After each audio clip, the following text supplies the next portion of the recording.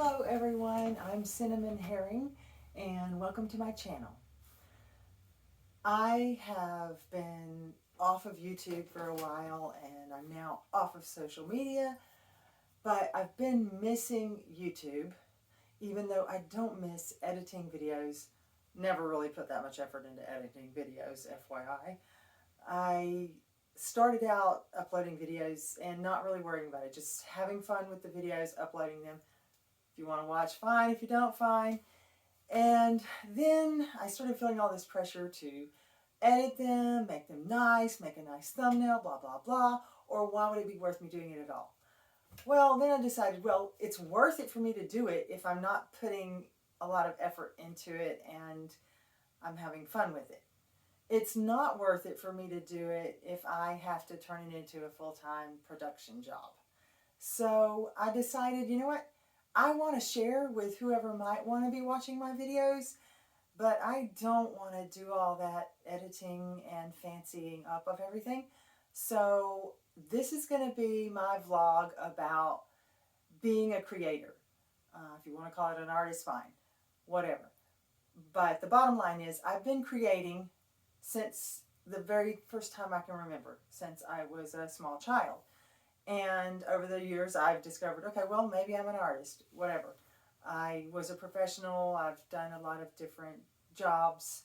I won't go into all that, but the bottom line is I decided, well, lately I've been really trying to learn how to have fun again and how to play, like trying to find out what it is that is fun to me and what I do actually enjoy, because I'm not exactly mainstream when it comes to that kind of stuff. I live a very simple life and I love it that way. I live here in my 150-year-old house, which I call my tree house because I think it's really cute, but it's really cute when you think of it as a tree house. It's like a really luxurious tree house. But if you think of it as a house from most people's perspective, it's the closest thing I can describe it to is it's the Patchwork Girl of Oz in house version. So it is, it's a work of art in and of itself. I think it's a charming old place and I love it and it's full of love and it's wonderful. Anyway, so I'm starting to make various, well, I've been making art, but a lot of art that I make, I give away. I do have a website, cinnamonherring.com, where you can see some of the art I've made. But I have not made a huge effort to upload everything on there because I just don't want to make so much effort toward everything that it takes away all the fun. I've made a lot. Now, don't get me wrong. When it comes to business and, having a career and all that, I did the best I could to be excellent at everything that I did so that I could be successful and have a comfortable, simple life without much stress, which is where I'm at now. I prefer to live a frugal life and really just not have a lot of stress and try to figure out what it is that I enjoy doing in life. And this is part of my journey with this. I decided that I think it will be really fun to share what I'm going to call my creative chronicles, because it's a lot, if someone is an artist or, a creative and they're wanting to create things, there are a lot of things that go wrong a lot of the time. And for the longest time I was like, well, if I don't like what I create, I just don't like it. I want to burn it. Honestly, I've burned a lot of paintings. And it was really therapeutic to burn them. They really were awful, a lot of them. Some of them, though, I look back at the pictures and I'm like, why did I burn that? It was actually okay. So I had this idea of, well, if I don't like it, first of all, I'm not going to give it away to anyone else. If I don't like it, then no one should have it. It's just not good. And so I would just want to destroy it.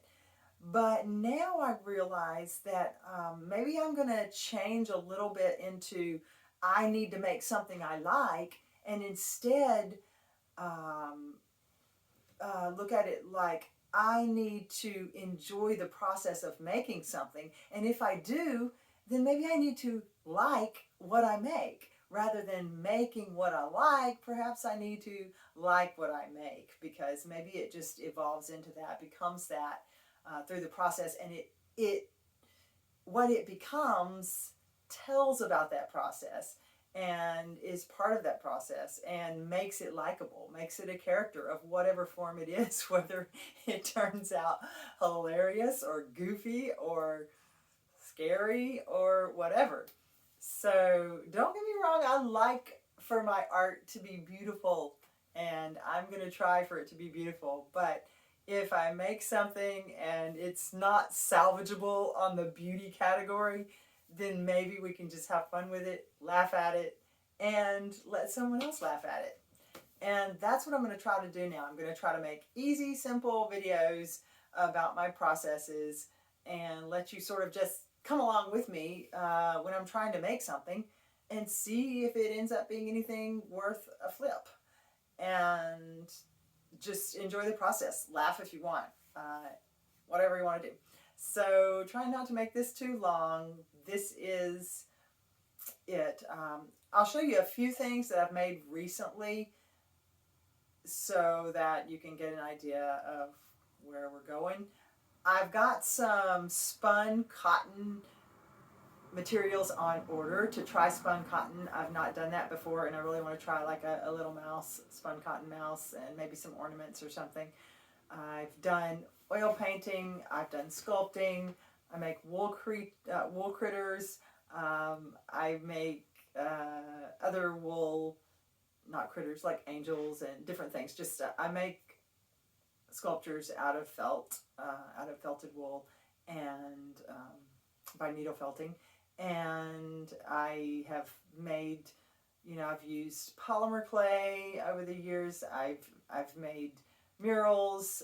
I've oil painted. Take pictures. I love to take pictures. I love to take pictures of fungus and little tiny bugs and flowers and whatever. So basically, I've created a lot of things over the years. Most of them I give away. I love to give gifts. So if I do make something I really like, it's usually inspired by someone who I made a connection with of some sort, and then I made that and decided that I want to give it to them because, well, maybe because they appreciated my art, and I don't know if it's a good thing or a bad thing, but it's either that they appreciated it, and so eventually I want to make them something that they can enjoy of mine, or that they were significant in my life and I want to show them some love. And I feel like gifts are only gifts if they're a portion of myself. So I like to give gifts that I make. So therefore, I don't have a lot of what I have made over the years. I've done sewing crafts, made pillows, curtains, and lots of cute little purses. All of those were before everyone had cell phones and everything. I didn't have a camera, I didn't have a cell phone or anything, so I don't even really have a record of a lot of the things that I've made in the past. But in the years since cell phone, I do. And so let me show you a few of my little woolly critters and things that I've made. Okay, here we are at my little table, and this year I've started making little woolly critters for my sons for Christmas gifts for them to collect over the years. And so this is my little sleeping mouse that I made this year. And he has an armature. He has a wire armature and little tiny feet. So he was fun. And he was the second one I made. Let's see. Hold on, let me go get the first one I made. Okay, here's the first one I made. And of course, I don't think he's quite as good. Testing out the lighting and stuff here. He does not have an armature. He's a little bit tinier. And he's cute, but not as happy with him as as with the one with an armature. I guess because he feels really light, so he doesn't feel real. But when I add the wire armature, it adds a little weight and a little bit of movement, so it's, I don't know, it just makes me feel like he's more real. And this is Henry. He's a cute little chubby mouse I made by needle felting. And he just, I hadn't made anything for a while, and I wanted to get back into being creative and do some things. I had been busy with some business things, running a nonprofit and some things. So I hadn't made anything, and I started creating him, and he just continued to put on the pounds, and he just became who he is, and he's Henry, and he's a cool little dude. He just has he likes food. Henry likes food. So, but we don't know what kind because Henry has not revealed that to us yet. This is Darla the dancer. And Darla gave us a lot of laughs last night. I was making her yesterday, and I started out and I made her with blonde curly hair, and it was hilarious because she has sort of dark skin, and the blonde curly hair just didn't work out for Darla, and it made her look kind of scary. And then when you make faces on these little wool dolls, one tiny poke of the needle wrong can make their face look really scary, and of course I don't want them to look scary. So she had this crazy blonde curly hair and a little bit of a scary face. So I think the fact that we were able to save Darla was a huge accomplishment. Now in the process, I had felted the curly hair on very well, and I couldn't get it pulled off, so I had to trim it off. So she had to get like a buzz cut, and she had this buzzed blonde hair, and that's when I got the idea that I need to just put the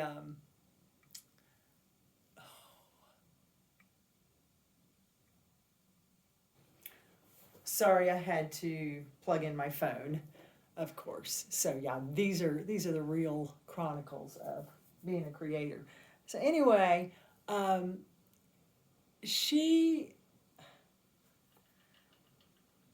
had this buzz cut, and it was hilarious, and I was just laughing. I was having such a good time laughing about her, because then I still couldn't get it off, and I had to sort of cut the top of her head off, and then I had to put this new hair and braid it and try to get her worked out, and then I had to work on her face. I had to put a new face on her several times, and I know her face looks super simple, but that's the thing. If it's not super, super simple and very tiny, it looks scary on these dolls for some reason. I want to try sewing a face on, but I haven't yet because I forgot to sew it before putting the hair. And if you sew one on, you have to do it before you put the hair on so that you can cover up all the sewing attachments in the back. Anyway, this is Darla the dancer. And I made, my first little girl that I made was guardian of, her name was Story, and she was guardian of old books. And funny thing about her is I accidentally gave her away because I wasn't trying to give her away. I was trying to show her to somebody, and they thought I was giving her to them. And next thing you know, I don't have Story anymore, and she was so precious and adorable. You can find her on my website at cinnamonherring.com. Anyway, this cat, oh my gosh, cats are a nightmare to make. I love kitty cats, and I have several around here. They like to come visit every now and then when I'm working. My son has Goosey Bug. Well, her name is Goose, but I call her Goosey Bug, and interesting character there. So I made this as a rendition of Goosey Bug, but Goose is really actually chubby, very chubby, and then we got Dicey Boy, who is also has this coloration, and we decided that this looks more like Dicey Boy. I made this for him last Christmas, and then Dicey Boy came along like in January or February of this past year.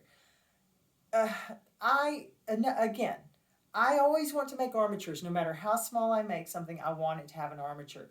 This doesn't have an armature, and when they don't have armatures, they just don't feel as real to me. They don't feel as much like a character, and I don't know. There's just something missing about them. It's sort of like the Tin Man without the heart or whatever that is.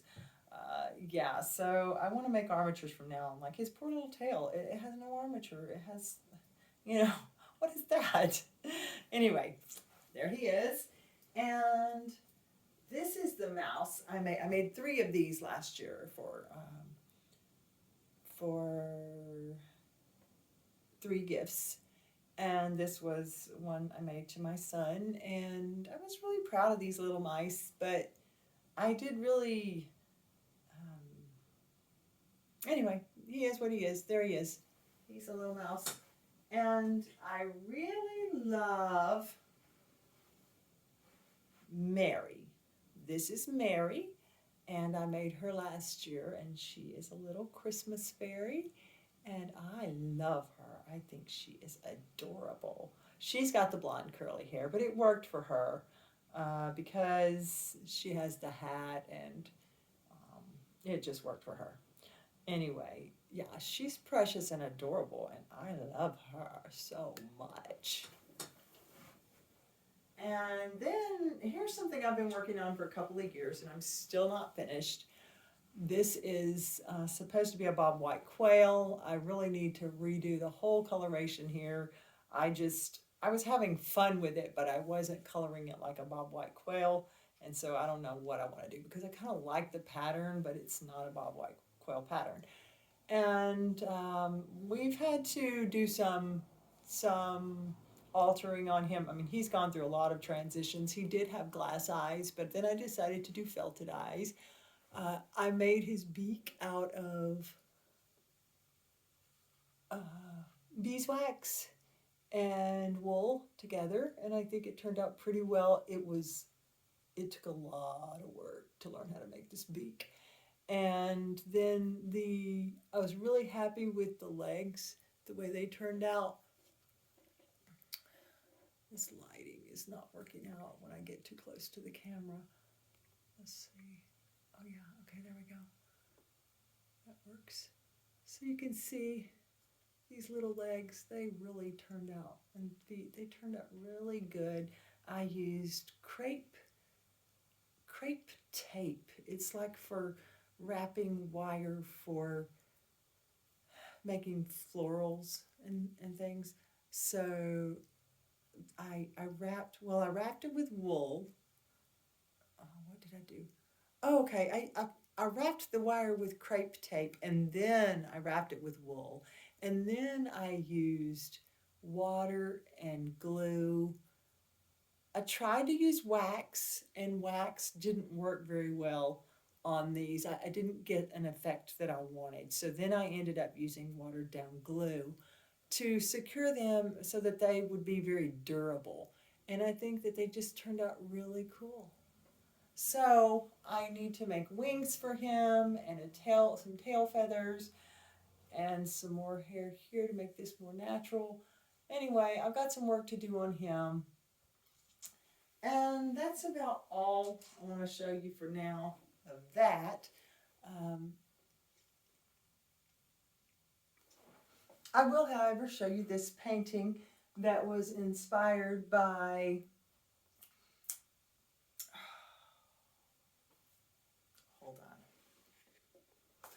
Berger Sanson. And he was an artist 100 years ago who has a very interesting story without going into too many details. And I absolutely love his work. Looking for the painting that's similar to this in here. Surely it's in here. So I want to paint some more paintings inspired by his work. I love his painting and think it's amazing. But I struggled a lot with this painting, and I don't really like this painting, honestly. I feel like I was influenced by, I was trying to make it for someone at the time. It wasn't exactly a commission, it was sort of a commission. I guess it was because I was afraid to commit to the commission because I was afraid that they wouldn't like it. And I just had too much revolving in my head around what somewhat the expectations of the person I was making it for. And that really affected the painting altogether. So here is a similar painting. It's not exactly the same, but it's very similar. And anyway, I feel like that affected this painting. If I were to do this painting again, I feel like there's a lack of harmony between the color of the sky and the rest of this painting, because this is more, it needs a little more yellow in the sky to sort of make this a more, be more harmonious with the types of blues that I used throughout the painting, which had more yellow in them. So that's, I think that I might revise that painting at some point. But anyway, that's it. That's one of my paintings. And I think that's enough for now. I think it's probably a long enough video, but thanks for watching, and I hope that we can have some fun together and have some laughs together, because I'm not going to edit my videos. And you can fast forward if you get bored, whatever. And I'll try not to make them too long, but I just want to be myself and share it on YouTube, and then, you know, make connections there, because I decided that I didn't want to be on Facebook or Instagram anymore. I had put a lot of work and effort into those accounts, and they were really good, honestly. But for reasons I won't go into, I was done with them. And I don't want to spend so much time. I wanted to simplify, for one thing. And I don't want to spend so much time on social media and all those things. But I've always had a really great experience with YouTube, and I think it's a good way for me to just leave a legacy of just, you know, me existing here on Earth. And then people can like it or they can not like it, and that's fine. But if you do like it, like and subscribe. Thank you. I appreciate that. And it would help me continue, be able to continue on this journey. And hopefully we can have some fun together. Thank you. Bye.